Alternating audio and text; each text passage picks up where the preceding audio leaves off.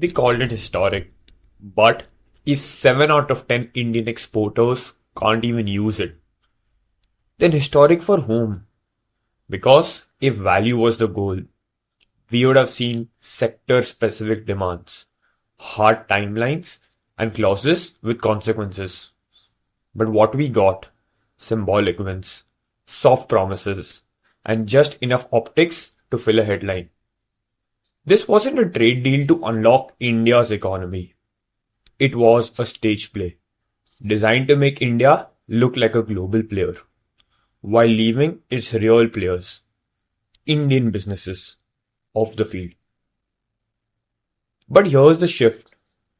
Once you understand how a trade deal is actually built, who it's really designed for, what's buried in the fine prints, and why India's walking with the wrong playbook, you will not only understand why this deal failed, you will understand why it failed to deliver real economic value to Indian businesses. Ramesh runs a textile unit in Surat. 12 workers, 3 power looms, and one dream: to export to the UK. When the India-UK trade deal was announced, he thought, this is it, my chance to grow. He read the headlines, 99% tariff cuts for Indian exports. But when he tried to apply, there was no portal, no call center, no help. Just a 117-page PDF full of rules he had never heard of. So while ministers toasted champagnes, Ramesh was left refreshing government websites, wondering if this historic deal was ever meant for someone like him. Anita runs a small cold storage and export unit near Nashik. She processes premium grapes and had just secured a UK buyer after months of negotiation. When the Indian-UK trade deal was announced, her inbox lit up. Her buyer just said, "This changes everything. You will get duty-free access now." She packed the shipment, got the paperwork done, and waited only to find out the UK's tariff for Indian grapes won't be cut this year. Maybe not even next year. The exact timeline still unclear. Meanwhile, her buyer was already getting duty-free supply from other countries starting from day one. So, if this was a mutual deal, why does it feel like only one side got to start? Pranav runs a clean tech startup in Bengaluru. He's building smart charging solutions for electric trucks, the kind of hardware India says it wants to lead in. So when the UK-India trade deal was announced, he stayed up, reading every page, looking for one thing, a clause, a mention, a footnote, anything that opened the door for EV tech. Green hardware, joint R&D. What did he find? Tariff cuts on rice, gems, and textile. Not one word on electric mobility. Pranav wasn't asking for favors. He was just hoping that for once, India would negotiate a trade deal that points to the future, not the past. Farah runs a digital health startup in Hyderabad. She just secured a UK partner to pilot AI-based diagnostic tools across rural clinics. To her, this deal could have been a breakthrough. Health tech plus export access is equal to global play. But when she read the agreement, it was full of soft lines. We shall explore collaboration in digital trade. Both parties will endeavor to collaborate on healthcare innovations. Not a single clause that said what, when, or how. Not joint R&D mandates, no funding mechanism, no deadlines. Farah wasn't confused by trade. She was confused by the fact that something called a deal didn't actually commit either sides to do anything. At NoNoise, we build and understand for what really matters and break down what really is going on.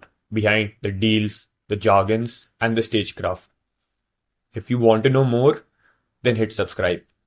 Now, let's get back to the video on why the trade deal failed to deliver real economic value to Indian businesses despite all the noise. Here's what Ramesh didn't know. To qualify for those tariff cuts, he had to prove where every thread in the fabric came from. It's called the rules of origin. A checklist of value add thresholds, supplier declaration, and audit trials. Big exporters have teams to handle this. Ramesh has WhatsApp, an accountant who visits him once a month, and a folder full of invoices. He spent 9 days trying to fill the form. Got rejected twice, and finally gave up. This deal didn't remove barriers. It replaced tariffs with red tape and told MSMEs to figure it out on their own. What Anita didn't know is that India agreed to front load its concessions, meaning it dropped duties on UK products immediately. Whiskey, cars, electronics. No question asked. But for India goods, the UK pushed for phased access over 5 to 10 years, with no guarantee of deadlines.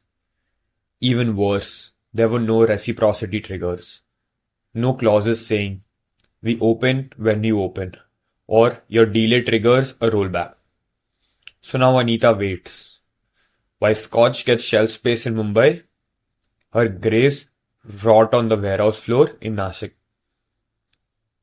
This wasn't a win-win. It was a one-way track. And India never got on board.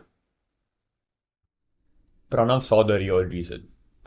India negotiates trade like it's 1995. We fight hard for sectors that are politically safe. Textile, rice, leathers, gems. They employ large number, have strong lobbies, and visible export history. But sectors like clean tech, they don't have the vote bank. They don't have legacy association. They need long-term coordination across ministries, patents, investments, and IP. So they're avoided quietly. And people like Pranav, they don't just lose trade clause. They lose investors, partners, global trust. Because a deal that talks about the future but negotiates like the past doesn't just slow innovation. It repels it. Farah quickly realized what had happened. This wasn't an oversight.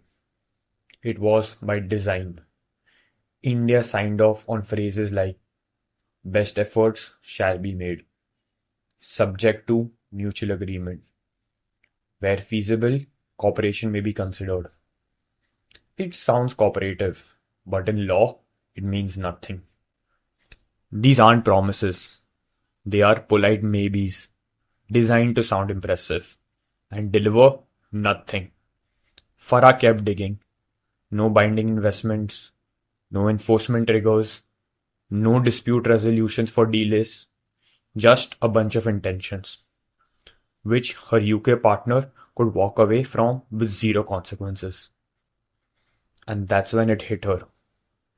This wasn't a trade agreement.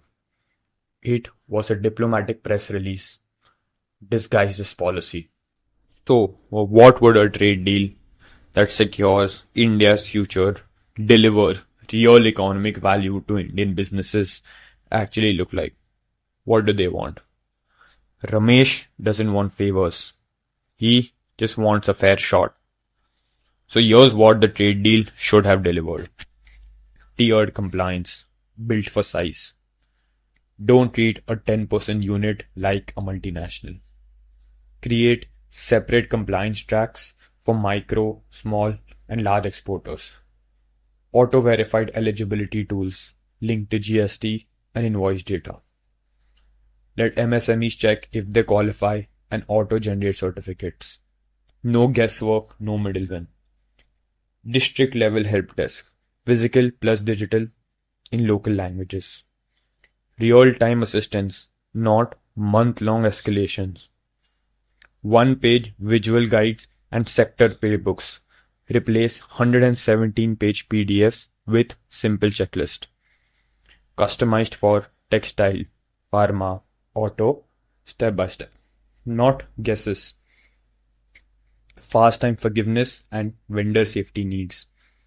If Ramesh messes up once, don't blacklist him. Help him fix it. Give him access to a pre-approved vendor list so one weak link doesn't collapse his export. Ramesh isn't the problem. He's the potential. But the system treats him like a liability instead of a lever. Here's what would have protected Anita and every Indian exporter like her. Reciprocity triggers. If the UK wants immediate access, India should get the same. No access without symmetry. Parallel timelines. If Scotch duties drop on day 1, grape duties should drop too. Synchronize every concession. Rollback clauses. If the UK delays implementation, India can pause or reverse its own access. Keep pressure balanced. Binding review milestones, not soft updates. Set review checkpoints every 12 months with consequences for missed targets. Because Anita doesn't need a press release. She needs a policy that respects her timelines as much as it respects a foreign brand's. Trade isn't just about exports and imports. It's about trust that moves in both directions. Because right now, that trust doesn't feel mutual. It feels outsourced. Pranav needs something better. Right now, India negotiates trade like it's 1995, focused on volume, not value. Here's how we change that. Start by creating a Trade Industry Strategy Council. One permanent body with commerce, DPIIT, MSMEs, science and tech in the same room before the deal is even drafted. Then link trade goals to innovation goals. Push for joint R&D, IP, cooperation, and cross-border funding, not just tariff cuts. Mandate representation from future sectors. Bring people like Pranav into negotiation prep, alongside players from EVs, pharma, semiconductor, AI, and green hydrogen. Set high leverage targets, not just volume.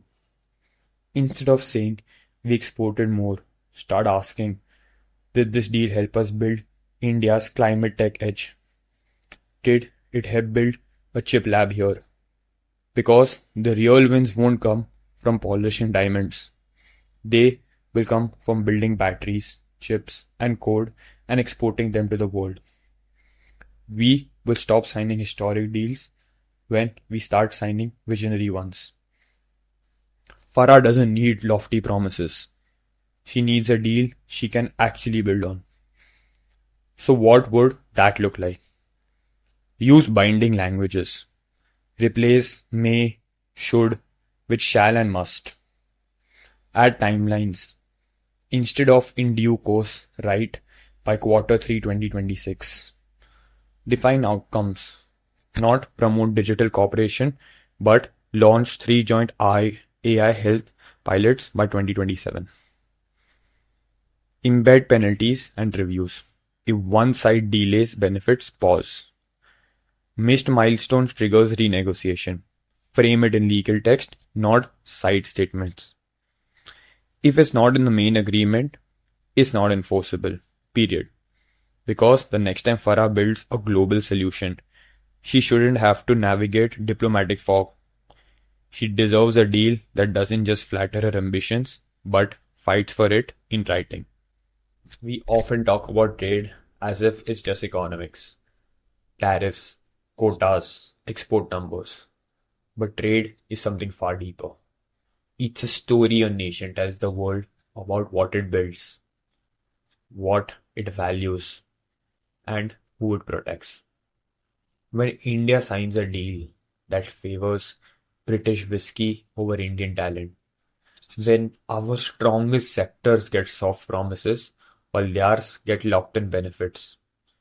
We aren't just losing leverage. We are telling the world and ourselves that we will settle for less. But it doesn't have to be this way.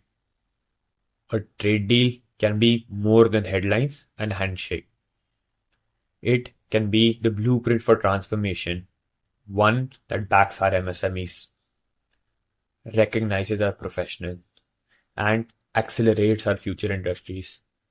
But only if we stop treating diplomacy as decoration and start demanding deals that are designed for the builders of India. Because the next trade deal India signs shouldn't just be historic in name, it should be historic in impact. Next time a deal is signed, ask who was in the room and who was left out. Thanks for watching. Until then, stay sharp, stay curious, and cut through the noise.